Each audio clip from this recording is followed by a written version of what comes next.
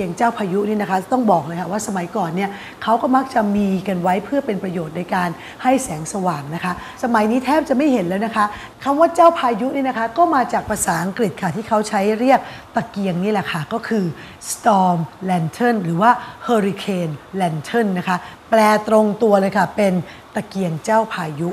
คนสมัยก่อนนะเขาใช้สำหรับให้แสงสว่างหรือว่าอาจจะแขวนไว้นะคะตามท้องถนนนะคะบางคนก็ใช้สำหรับการเดินเรือค่ะสำหรับนักเดินเรือนะคะใช้2 ทางแล้วก็ระวังพวกหินโสโครกเพื่อจะได้ไม่เกิดอุบัติเหตุไงล่ะคะแต่ว่าปัจจุบันนี้เป็นไงคะไฟฟ้าสิคะเข้ามามีบทบาทนะคะกับชีวิตประจำวันของพวกเรานะคะเราก็เลยไม่เห็นเจ้าตะเกียงเจ้าพายุนี้ตามบ้านเลยนะคะส่วนใหญ่แล้วเขาใช้เป็นของสะสมค่ะหรือบางทีอาจจะเป็นนักเดินทางหรือว่านักเดินป่าเขาก็ยังคงใช้ตะเกียงเจ้าพายุอยู่บ้างนะคะ